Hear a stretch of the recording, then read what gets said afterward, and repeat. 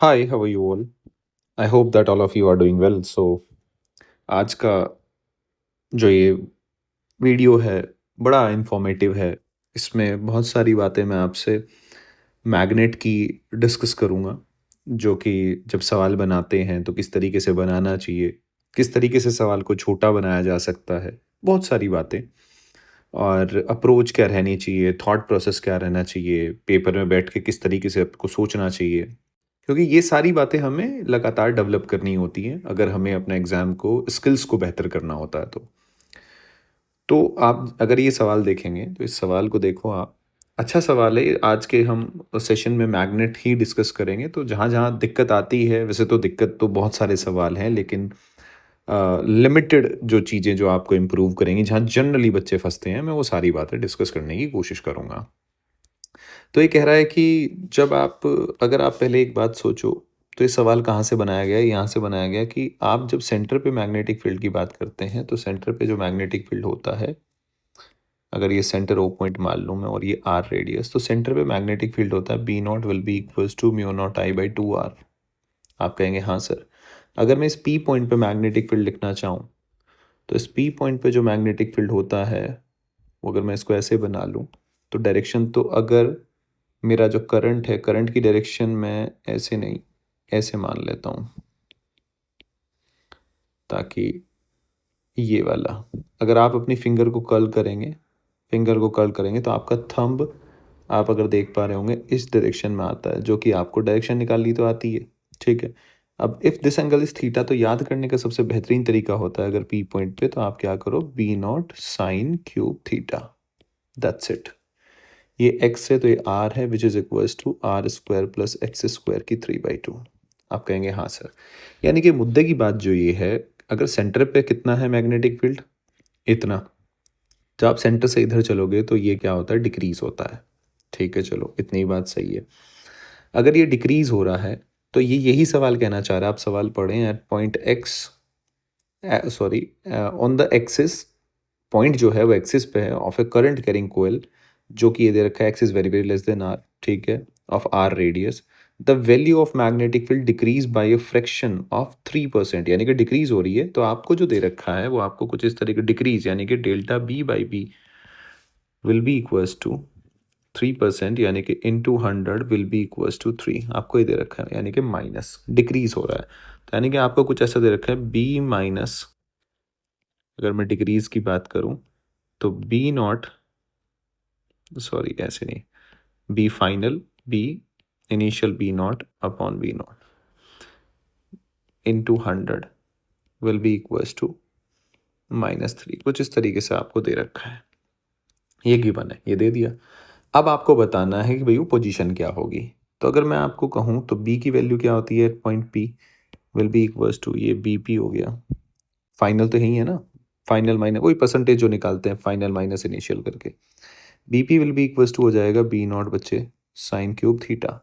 तो B naught को ऐसा कैसा ही रख लेते हैं, साइन क्यूब थीटा क्या हो जाएगा, अगर आप यहाँ देखें, आर बाई स्मॉल आर, यानी कि आर स्क्वायर, वो ये परपेंडिकुलर अपॉन हाइपोटेनस, ठीक है, 1/2, ये बना साइन थीटा, और इसकी कर दो क्यूब, तो ये क्या बन जाएगा, B naught R cube divide by R square plus X square की 3/2।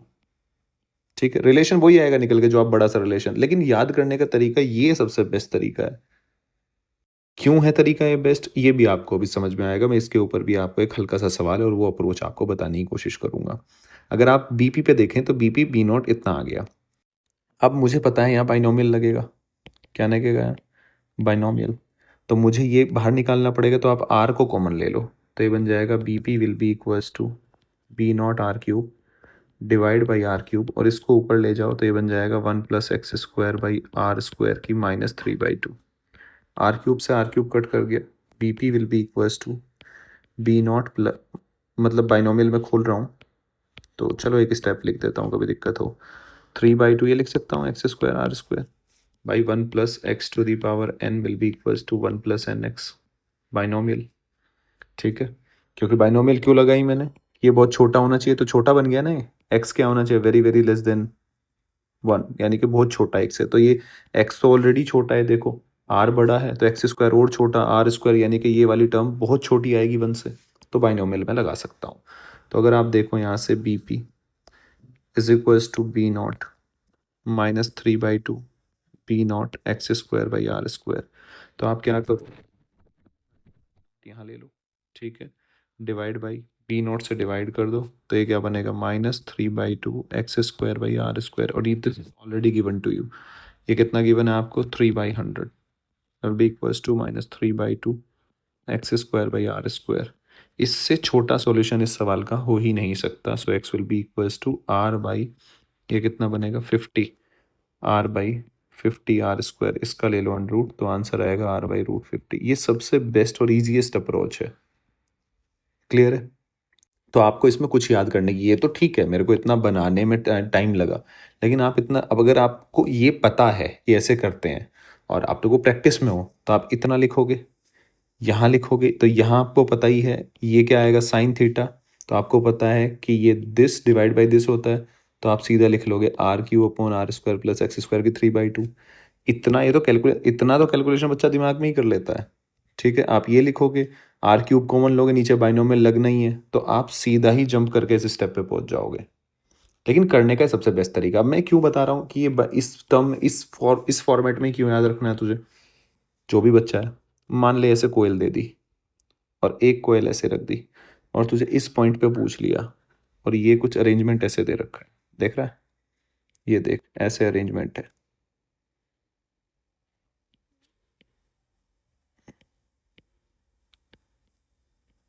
ये तेरे को अरेंजमेंट दे रखा है। ठीक है भैया, ये ऐसे दे दिया I1, ये मान ले ऐसे दे दिया I2, और ये एंगल दे दिया थीटा, और ये दे दिया पॉइंट P।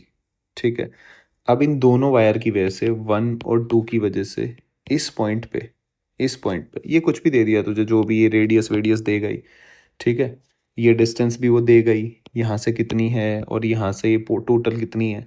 अब तू अगर ध्यान से देखे तो तेरे को क्या हो गया, बीपी पॉइंट पे दोनों से एक्सिस पे पूछ लिया, यानी कि साइन क्यूब थीटा। अब थीटा तो दोनों के लिए सेम बन रहा है ना, तो कट ही जाएगा ना, यानी कि ultimately BP1 by BP2 will be equals to B01 by B02, यानी कि जो सेंटर पे होगा, यानी कि सेंटर पे क्या होता है μ0I/2R, यानी कि तुझे बस इसका ही रेशो लेना है, तो अल्टीमेटली तेरा रेशो क्या आएगा I1/R1 इंटू R2/I2, बस ये आंसर, बाकी तुझे सब कुछ दे ही रखा होगा, तो इसलिए सवाल छोटा बन जाता है इस तरीके से।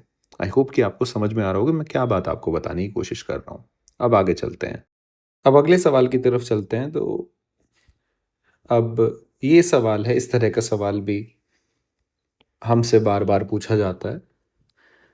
ये करंट कैरिंग वायर है, कोई भी वायर हो, कैसा भी, ऐसा हो, इस शेप का हो, किसी भी शेप का हो, कोई भी आर्बिट्री शेप का हो, तो मैं क्या लेता हूँ उसका, जैसे लेट्स सपोज ये है, आपने पढ़ा भी होगा, ये है, तो इनिशियल और जो ये फाइनल पॉइंट है, इसके बीच ये इफेक्टिव लेंथ, इससे मतलब होता है मैं ये इफेक्टिव लेंथ लेके और मैं क्या निकाल लेता हूँ, F is equals to ILB sine theta. क्या आप समझ रहे हैं? ये बेसिकली ये कॉन्सेप्ट होता है। अब मुझे पता है ये कोई भी शेप हो, मुझे उससे कोई मतलब नहीं है, मुझे इस पे वायर पे, AC जो वायर है इस पे फोर्स लगाना है, तो मुझे तो इफेक्टिव लेंथ से मतलब है, तो ये मेरी इफेक्टिव लेंथ होगी, यानी कि जो इस लेंथ पे फोर्स लगेगा वही इस टोटल वायर पे फोर्स लग रहा होगा। वही बात, जो इस पे फोर्स होगा वो इस पे जो फोर्स होगा वो सेम होगा। ये वही बात है कि कोई आर्बिट्रेरी शेप का कोई भी लूप हो, वो आप मैग्नेटिक फील्ड के अंदर रख देते हैं, तो उसके ऊपर जो मैग्नेटिक फोर्स होता है वो ज़ीरो लगता है। ठीक है, वहीं से इस बात को प्रूव किया जाता है। खैर मैं प्रूफ वगैरह में नहीं जा रहा हूँ, कुछ भी बात छोटी सी बात है, पर वो मैं उधर नहीं जा रहा हूँ, बस अपन को ध्यान रखना है कि यहाँ से और यहाँ ये इफेक्टिव लेंथ अपन लेते हैं, सिंपल। तो अगर मैं यहाँ ये रेड कलर से जो मैंने बनाया है, इसकी इफेक्टिव लेंथ अगर आप देखें, तो ये पाइथागोरस, मेरे हिसाब से आपको दिख रहा होगा, पाइथागोरस थ्योरम लगा सकते हैं आप यहाँ, यानी कि कितना बनेगा ये 10 सेंटीमीटर, क्योंकि ये 8 है, ये 6 है, तो 8 का स्क्वायर प्लस 6 का स्क्वायर यानी कि 100, तो 100 का अंडर रूट लोगे तो 10 आएगा। अब ये देखो, ये बी क्या है, परपेंडिकुलर है, तो IL क्रॉस बी एंगल कितना बनेगा 90 डिग्री। भाई ये कहाँ है, बी अंदर की तरफ है ना, और तुम्हारा जो ये आई है, आई डी एल, ये ऐसे है, तो एंगल कितना बना तुम्हारा 90 डिग्री। तो इसका मतलब जो फोर्स हुआ, force will be equals to I L B sine 90। I कितना है जी तुम्हारा, बताओ जी, 3 एम्पियर। एल कितना है जी बताओ, 10 × 10⁻²। बी कितना है जी, 10 × 1, यानी कि ये कट गया, यानी कि फोर्स आया तुम्हारा 3 न्यूटन। तो इसमें जो बताने वाली बात थी, ये वाली बात थी, किसी भी शेप का हो, और अगर आर्बिट्री लूप है और वो आपने मैग्नेटिक फील्ड में रख दिया तो उस पर हमेशा नेट फोर्स आएगा 0। ठीक है जी। अब थोड़ा सा हम आगे चलते हैं, अगली बात करते हैं। ये ऑलरेडी खैर मैंने सॉल्व कर रखा है, लेकिन अभी मैं इसको अपन शुरू से करते हैं, इसको समझाने के लिए ही था ये मैंने बनाया था। ये इस तरह के डायग्राम आपको दिखेंगे, क्योंकि ये सवाल ये एनसीईआरटी से है, एनसीईआरटी से। अब इसका आपने बहुत बुकों में एक एक पार्ट करके एक एक सवाल बना रखा है, तो ये 6 तरह के सवाल और मैंने एक में ही ले लिए हैं।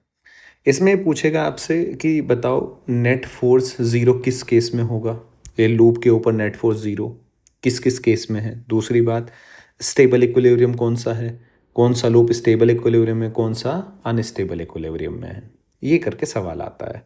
तो आप कभी भी जब भी इक्विलिब्रियम स्टेबल अनस्टेबल बच्चे प्रूव कर रहे हो, ये सिचुएशन आपको मिलेगी डाइपोल के वहाँ भी मिलेगी, ठीक है, और यहाँ पे मिलेगी, ठीक है।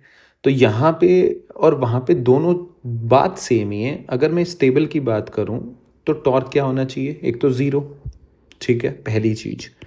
और दूसरी कंडीशन क्या होनी चाहिए, जो पोटेंशियल एनर्जी है वो होनी चाहिए मिनिमम।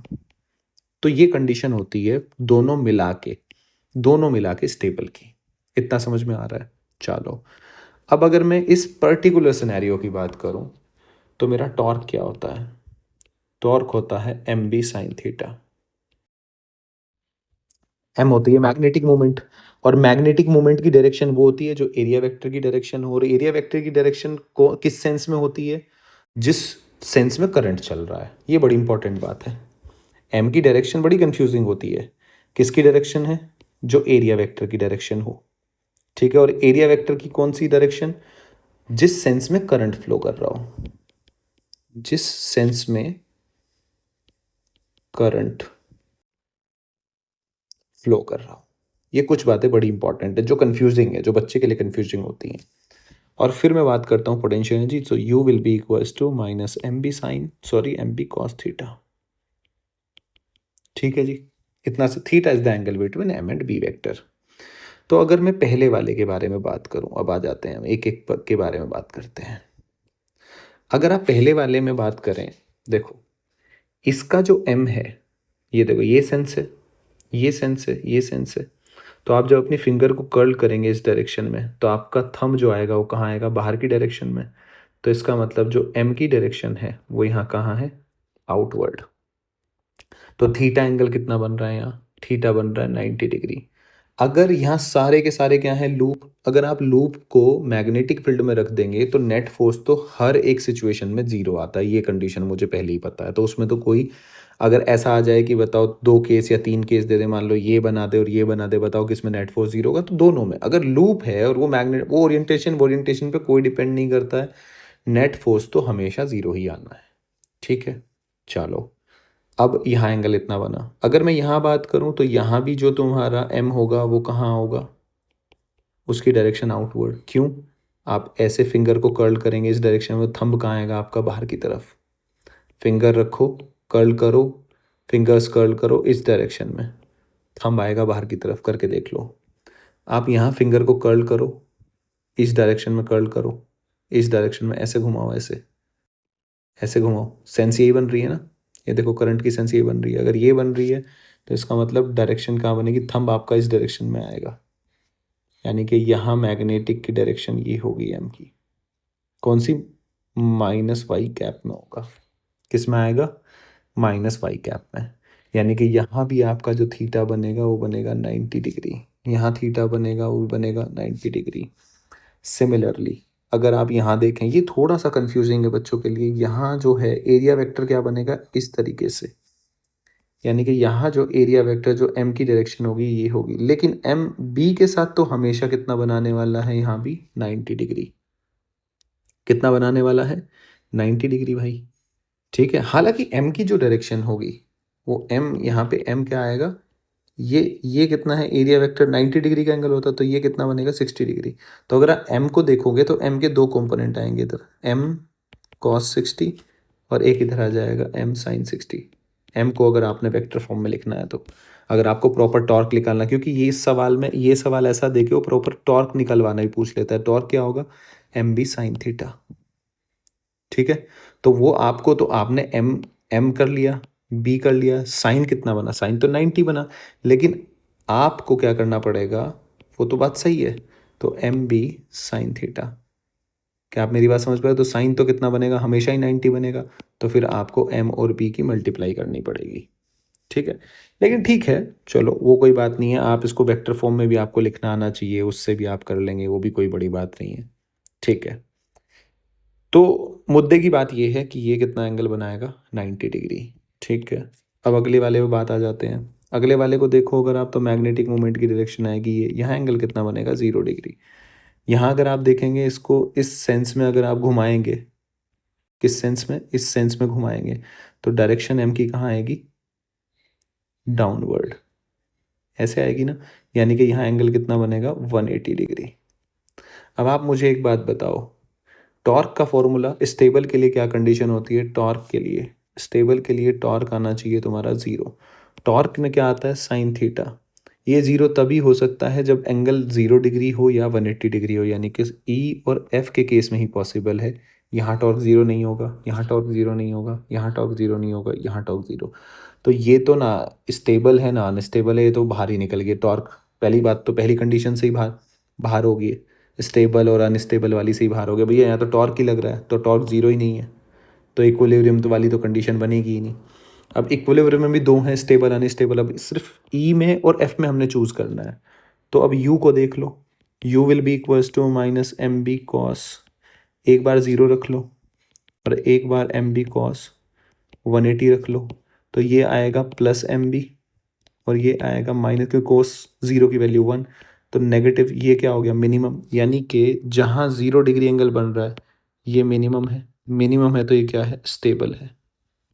तो सिर्फ ई वाला जो केस है ये स्टेबल का बनेगा, ये किसका बनेगा अनस्टेबल, क्योंकि यहाँ पोटेंशियल एनर्जी क्या है तुम्हारी मैक्सिमम।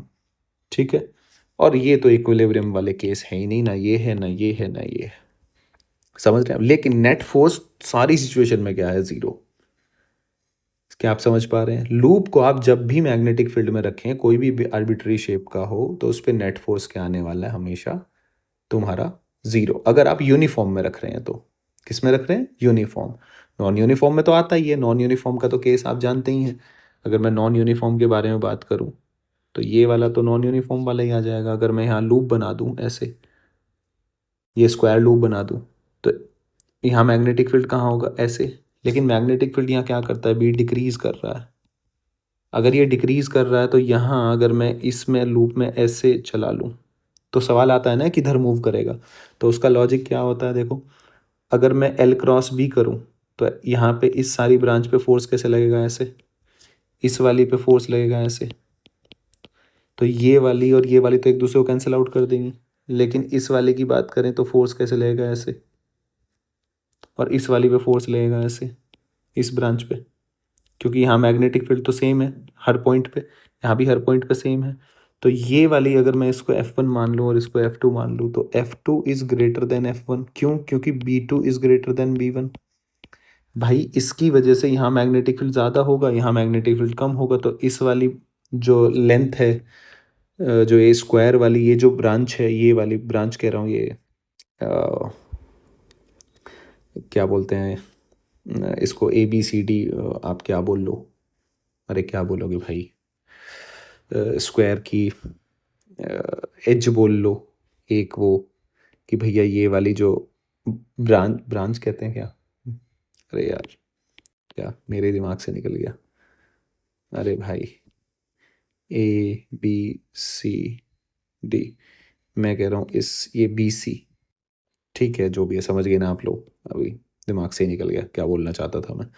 ठीक है, जो इस वाली यानी कि बी सी जो ये जो लेंथ है, इस पे जो फोर्स लग रहा होगा F1, और जो ए डी पे जो अगर मैं इसको नाम दे देता हूँ, नाम देने से थोड़ा ज़्यादा समझ में आ जाएगा, ए डी, क्योंकि यहाँ पे जो मैग्नेटिक फील्ड है, यहाँ डिस्टेंस क्या है, अगर आर है तो यहाँ ज़्यादा हो जाएगी ना, तो इस तरीके से यहाँ लूप पे क्या हो जाएगा, अलग फोर्स आ जाएगा। लेकिन अगर मैं इसको यूनिफॉर्म में रख दूँ तो यूनिफॉर्म में तो F1 इक्वल्स टू F2 ही होने वाला है। खैर, ये मुद्दे की बात थी, ये सवाल आप आते होंगे, तो मूव किधर करेगा, टूवर्ड्स द वायर। तो इस तरीके से हम वो बातों के जवाब देते हैं। अब अगले सवाल पे चलते हैं। देखो, अगला सवाल कहता है, ये एनसीईआरटी के ही दोनों सवाल हैं, अच्छे सवाल हैं आपको देखने को, लेकिन गैल्वेनोमीटर ना बच्चा बड़ा परेशान रहता है।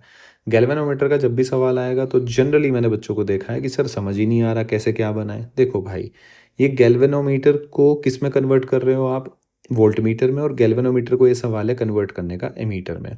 कई बार वो आपको लैंग्वेज दे घुमाएगा कि मेरे पास एक वोल्ट मीटर है, ठीक है, उसको एमीटर में कन्वर्ट करना है, ठीक है, किसी रेंज का। असल में जो गैल्वेनोमीटर है ना, गैल्वेनोमीटर एक नाम है। अगर मैं इसको एक वोल्ट मीटर भी कह दूं कि वोल्ट मीटर को मुझे एमीटर में कन्वर्ट करना है, तो अल्टीमेटली वो कहने का मतलब वही है कि एक गैल्वेनोमीटर है, ठीक है, एक रेजिस्टेंस है, एक डिवाइस है आपकी, जिसको आपको एमीटर में बदलना है। तो आपको ये घबराने वाली बात नहीं है कि अरे यार मेरे से तो क्या कह दिया, मैं वोल्ट मीटर को एमीटर में कैसे कन्वर्ट करूंगा। आप यही समझ के चलें कि वो गैल्वेनोमीटर ही है। अरे नाम ही तो है, क्या है, नाम ही तो है डिवाइस का। काम तो सेम, काम तो अभी भी गैल्वेनोमीटर ही करेगा ना, ठीक है। डब्बे के अंदर क्या हो रहा है उससे मतलब नहीं है ना, डब्बे के बाहर तो आपको वोल्टमीटर चिपका दिया लिख के, सेम ही चीज़ को कन्वर्ट करके मैं मीटर बना देता हूँ, ठीक है। तो वो घबराने वाली बात नहीं है। तो ये मैं आपको बता रहा हूँ, कई बार आपको सवाल ऐसा लिखा मिलेगा कि वोल्ट मीटर को एमीटर में कन्वर्ट कर रहे हैं, तो बच्चा सोचेगा वोल्ट मीटर तो यार, अरे वोल्ट मीटर नहीं, वो गैल्वेनोमीटर को ही कन्वर्ट कर रहा है अल्टीमेटली, ठीक है। तो करने का तरीका क्या है, वो तरीका आप सीखें। तरीका ये है, अगर मैं 27 वाले सवाल की बात करूं, तो ये बात क्या होती है कि एक गैल्वेनोमीटर है, ये गैल्वेनोमीटर, इसका रेजिस्टेंस है बच्चे 12 ओम, ठीक है। ये फुल स्केल डिफ्लेक्शन का मतलब होता है कि ये भैया 3 मिली एम्पियर ही इससे करंट आप पास कर सकते हो, इसकी मैक्सिमम लिमिट है 3 मिली एम्पियर, ठीक है। अब आपको इसको 18 वोल्ट की रेंज तक के वोल्ट मीटर में कन्वर्ट करना है, तो हम तब कन्वर्ट करते हैं जब हम सीरीज में रेजिस्टेंस लगाते हैं, तो ये आर रेजिस्टेंस मुझे जोड़ना पड़ेगा। तो जोड़ने का मतलब है कि अब जो इसके अक्रॉस जो ड्रॉप है वो 18 वोल्ट, ये आपने बना दिया, कन्वर्ट कर दिया मैंने भाई, रेजिस्टेंस मैंने लगा दिया, और फिर अपन ने क्या कर दिया, इसको कितने वोल्ट आना चाहिए, 18 वोल्ट तक आना चाहिए। आप ये आर किस में लगाओ, सीरीज में लगाना होता है। फिर मैं क्या करूँगा, अच्छी, अब सिंपल मैथ लगेगा भाई। देखो, यहाँ पोटेंशियल ड्रॉप 18 वोल्ट है, लेकिन ये किसके बराबर होगा, I G into G plus I G into R, यानी कि जो इसके अक्रॉस पोटेंशियल ड्रॉप प्लस इसके अक्रॉस, दोनों का जुड़ने के बाद 18 वोल्ट आना चाहिए, नहीं आना चाहिए। सिंपल, सिंपल जो आप बेसिक जो करंट इलेक्ट्रिसिटी में लगाते हैं। आप कहोगे हाँ सर, क्या मैं इसको ऐसे कह सकता हूँ कि 18 18 minus I G into G by I G लिख सकता हूँ, नहीं लिख सकता हूँ, इज इक्वल टू आर। आप कहेंगे हाँ सर। क्या मैं 18/3 मिली एम्पियर, तो 3 milliampere 3 × 10⁻³ minus G is equal to R लिख सकता हूँ। आप कहेंगे हाँ सर। क्या मैं R is equal to 6000 minus G की वैल्यू कितनी है, 12 लिख सकता हूँ। तो आर की वैल्यू आ तो गई 5988। तो आपको, सॉरी एक 8 ज़्यादा लग गया, तो आपको इतने ओम का रेजिस्टेंस इसके सीरीज में कन्वर्ट करना, सीरीज में लगाना पड़ेगा to convert into voltmeter. क्या आप समझ पा रहे हैं वोल्ट मीटर क्यों है क्यों नहीं है? आप प्लेलिस्ट में जा सकते हैं, गैल्वेनोमीटर को कन्वर्ट कैसे करते हैं वो करंट इलेक्ट्रिसिटी वाले लेक्चर्स में जाके आप अच्छे से देख सकते हैं, ठीक है, वहाँ मैंने डाला हुआ है प्रॉपर। खैर, वैसे आपको जाने की ज़रूरत नहीं है, इतना कुछ देखने की ज़रूरत नहीं है। अगर आपका लास्ट मूवमेंट चल रहा है, आप रिवीजन कर रहे हैं, तो आप इतना याद रख सकते हैं कि गैल्वेनोमीटर को एमीटर वोल्टमीटर में कन्वर्ट करने के लिए सीरीज में रेजिस्टेंस लगाते हैं, दैट्स इट। क्योंकि वोल्टेज, क्योंकि आप याद करने का एक और तरीका है, थियोरेटिकल भी सवाल आ जाता है, वोल्टमीटर जो होता है उसका रेजिस्टेंस हाई होता है। तो हाई कब बनाएगा, जब आप सीरीज में एक हाई रेजिस्टेंस लगाएंगे तभी बना सकते हैं, क्योंकि पैरेलल में तो घटता है ना, पैरेलल में तो रेजिस्टेंस घटता है। खैर, अब हम क्वेश्चन नंबर 28 की बात देखते हैं। तो बच्चे 28 में क्या है, अगर आप ध्यान से देखें क्वेश्चन नंबर 28 क्या कह रहा है कि एक गैल्वेनोमीटर है, ठीक है, कोयल है जिसका रेजिस्टेंस इतना है 15 ओम। अब the meter shows the full scale deflection. Full scale deflection का मतलब वही है कि मैक्सिमम भैया इतना झेल सकता है ये 4 MA, 4 milliampere. How will you convert the meter into a meter of a range 0 to 6, यानी कि 6 एम्पियर का आपको एमीटर बनाना है। तो आप क्या करते हो, एमीटर का रेजिस्टेंस होता है कम से कम, आइडियल का क्या होता है 0। तो अगर मुझे कम करना है तो मुझे अब दिमाग में क्या है बात यह कि इसके पैरेलल में मुझे शंट लगाना पड़ेगा, कोई भी रेजिस्टेंस, मतलब RS लिख दो इसको, ये लगाना पड़ेगा। लेकिन मज़ेदार बात ये, इसमें तो IG ही जाएगा। तो मान लो I करंट आया, तो बचा हुआ करंट कहाँ से पास हुआ, I माइनस IG, और फिर ये आपको ऐसे चला गया, ये कन्वर्ट कर लिया आपने। ये जो बना आपका, ये अब आपका एमीटर बन गया जो आपका रीड करेगा करंट। खैर, अब हुआ क्या इसमें, आपने I-IG लगा दिया। अब आप, मैं कह सकता हूँ ना, अगर आप ध्यान से देखें कि ये AB, अगर मैं इसको A बोलूँ या B बोलूँ, तो ये जो गैल्वेनोमीटर है और जो शंट है, क्या दोनों पैरेलल में है? आप कहेंगे हाँ सर। क्या दोनों के अक्रॉस पोटेंशियल ड्रॉप सेम होगा? हाँ सर। तो क्या मैं इसको ऐसे लिख सकता हूँ कि IG into G should be equals to I minus IG into RS? आप कहेंगे हाँ सर। क्या मैं इसको लिख सकता हूँ IG G plus RS will be equals to I into RS? आप कहेंगे हाँ सर। क्या IG, क्या मैं इसको ऐसे लिख सकता हूँ, G plus RS will be upon RS should be equals to I by IG? आप कहेंगे हाँ सर। I कितना है तुम्हारा, 6 तक का बनाना है। ये कितना है, 6 एम्पियर करंट जो ये रीड करे। तो 6/4, 4 × 10⁻³ तो ऊपर चला जाएगा, तो 1000 प्लस में कर दो। तो ये 4, ये कितना बना 250, और ये कितना बना 25×150, तो ये 1500 हो गया। So 1500 into RS should be equals to G plus RS। तो अगर मैं बात करूँ G, ठीक है G, will be equals to 1499 RS। So RS should be equals to, G की वैल्यू कितनी है जी, 15/1400, कितना है ये तुम्हारा जी 99। तो इसको 1500 ही मान लो भाई कैलकुलेशन करने के लिए, क्या दिक्कत है। तो ये 2 जीरो, तो यहाँ लिख सकता हूँ मैं -2, ऊपर चली गई। आप कहोगे हाँ सर। ये 15 काट दो, यानी कि 1 × 10⁻⁻2 ओम। तो अगर मैं इसको ऐसे लिख सकता हूँ 10 × 10⁻³ आप कहेंगे हाँ, तो यानी कि 10 मिली ओम। आपको इतना रजिस्टेंस का शंट यहाँ लगाना पड़ेगा। अब कई बार बच्चों के दिमाग में आता है ये क्यों लगा दिया, अरे भाई ये छोटा इसलिए लगाया ताकि ये रजिस्टेंस छोटे वाले से भी कम आएगा ना, तो अब रजिस्टेंस आपका कम हो गया। तो अब ये जो अब सर्किट में आप इसको लगाओगे, तो सर्किट में आप सीरीज में लगाते हो मान लो ये, तो सीरीज में जब ये छोटा सा रेजिस्टेंस जुड़ेगा तो इससे कोई फर्क नहीं पड़ेगा करंट पे। तो आप 6 का 6 एम्पियर अगर है तो वो आप रीड कर पाएंगे। अगर आपने एमीटर ऐसा लगा दिया जिसका कुछ रेजिस्टेंस हो, तो अब तो इसके रेजिस्टेंस, अब तो नेट करंट ही चेंज हो गया ना जो बैटरी दे रही है, तो वो थोड़ी दिक्कत वाली बात है। तो इसलिए हम ये शंट लगाते हैं, एमीटर का रेजिस्टेंस लो कर, ताकि वो सर्किट के करंट में छेड़खानी ना करे। आई होप कि आपको मेरी बात समझ में आई होगी गैल्वेनोमीटर वाले सेक्शन में। ठीक है, इसी तरह के सवाल आते हैं यहाँ पे। एक आप बहुत ध्यान रखेंगे किस सवाल का, करंट सेंसिटिविटी और वोल्टेज सेंसिटिविटी। ठीक है ना, इसमें बड़ा कैच पॉइंट है। करंट सेंसिटिविटी चेंज हो जाती है, वोल्टेज सेंसिटिविटी चेंज नहीं होती जब आप नंबर ऑफ टर्न्स बढ़ाते हैं। तो समझ रहे हैं आप। तो एक यहाँ वाले सेक्शन पे आप सबके नोट्स में होगा, इस वाले सेक्शन का आप स्पेशल ध्यान रखेंगे। यहाँ से सवाल, या तो सवाल यहाँ से आएगा, या तो सवाल यहाँ से आएगा, या फिर करंट सेंसिटिविटी और वोल्टेज सेंसिटिविटी से आएगा। आई होप कि आपको करंट सेंसिटिविटी जैसे कैसे लिखते हैं आप, ये आप लिख लेते हैं, टो इज इक्वल्स टू क्या होता है तुम्हारा, BINA, ठीक है, will be equals to K into phi. ठीक है, तो अब आप जो सेंसिटिविटी को लिखते हैं वो लिखते हैं आप 5/I, ये बनता है आपका करंट सेंसिटिविटी, और ये हो जाता है तुम्हारा BNA/K तो टॉर्जनल कांस्टेंट होता है। ठीक है जी, तो ये तुम्हारी क्या बनती है, करंट सेंसिटिविटी।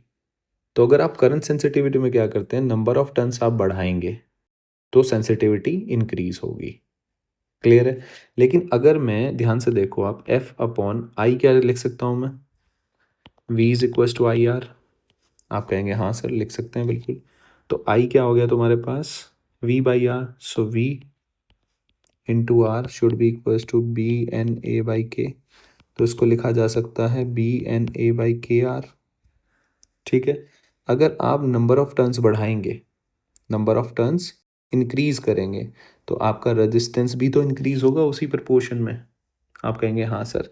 भाई आप एन को बढ़ा रहे हो, नंबर ऑफ टर्न्स आपने इंक्रीज किए, तो अगर नंबर ऑफ टर्न्स इंक्रीज किए तो उतना ही रेजिस्टेंस भी तो इंक्रीज होगा। क्या आप समझ पा रहे हैं मेरी बात? तो इस तरीके से ये वोल्टेज सेंसिटिविटी क्या होती है, रिमेन्स सेम जब आप नंबर ऑफ टर्न्स चेंज करते हैं। तो इन बातों का आप खास ध्यान रखेंगे यहाँ पे, ये पॉइंट बड़ा इंपॉर्टेंट होता है। आई होप कि आपको मेरी बात समझ में आई होगी। इस सवाल के बारे में चर्चा करते हैं। इसमें बड़ा कंफ्यूजिंग सा है और थोड़ा मैथ्स वैथ्स करने में बच्चों को दिक्कत आती है। देखो सिस्टम तो सिंपल सा है कि ये सेमी इनफाइनाइट और ये एक वायर को आपने अगर ऐसे बेंड कर दिया तो ये दो सेमी इनफाइनाइट बना दिया आपने। इन दो सेमी इनफाइनाइट की वजह से यहाँ निकालना है। तो इसकी वजह से कहाँ होगा अगर आप देखें, अगर आप थंब को इधर रखें तो फिंगर कर्ल करेंगे बाहर की तरफ, और इसकी वजह से भी बाहर की तरफ। तो एक की वजह से निकाल लो क्योंकि सिमेट्री बन रही है थीटा बाई टू, ये थीटा बाई टू। एक की वजह से निकाल लो क्योंकि बाइसेक्टर के अलॉन्ग है ना, तो ये थीटा बाई टू। तो एक की वजह से निकाल लो और मल्टीप्लाई कर दो टू की, क्योंकि दोनों की वजह से बाहर है। तो अब देखो इंपॉर्टेंट चीज़ क्या है, इंपॉर्टेंट चीज़ ये है कि तो ये पता होना चाहिए परपेंडिकुलर डिस्टेंस, क्योंकि इस फॉर्मूले में हमें परपेंडिकुलर डिस्टेंस रखनी होती है। ये क्या होता है थीटा बाई टू। तो अगर मैं साइन थीटा बाई टू, तो ये मेरा हो जाएगा डी बाई एक्स। तो डी मेरी कितनी आ गई बच्चे? X sine theta by to. आप कहेंगे हाँ सर बात तो एकदम सही है, जेन्युइन बात है। अगर बी निकाला जाए तो बी हो जाएगा टू इंटू एक की वजह से यानी कि mu not I upon four pi D into sine theta one plus sine theta two. अब ये वाला एंगल, ये थीटा वन, ये तो 90 बन गया क्योंकि इनफाइनाइट की तरफ से कनेक्ट है। अब ये वाला चाहिए तो ये वाला कितना 90 भाई, ये थीटा बाई टू, ये 90, तो ये कितना बना 90 माइनस थीटा बाई टू। मानेंगे नहीं मानेंगे? अब यहाँ बच्चे गड़बड़ करते हैं, थीटा बाई टू रख देते हैं, जबकि इंपॉर्टेंट बात क्या है, इंपॉर्टेंट बात ये है अगर ये आर डिस्टेंस है तो ये जो एंगल होते हैं थीटा वन थीटा टू, ये इस पॉइंट से इस पॉइंट के बीच का होता है, ये वाला एंगल नहीं होता। तो इस सवाल में बस यही गड़बड़ करते हैं बच्चे। तो यहाँ आप तो आप आसान है, यानी कि two into mu not I upon four pi D की जगह रख दो आप X sine theta by two into one plus sine, ये 90 रख लो, sine 90 minus theta by two क्या बन जाएगा आपका कॉस थीटा बाई टू।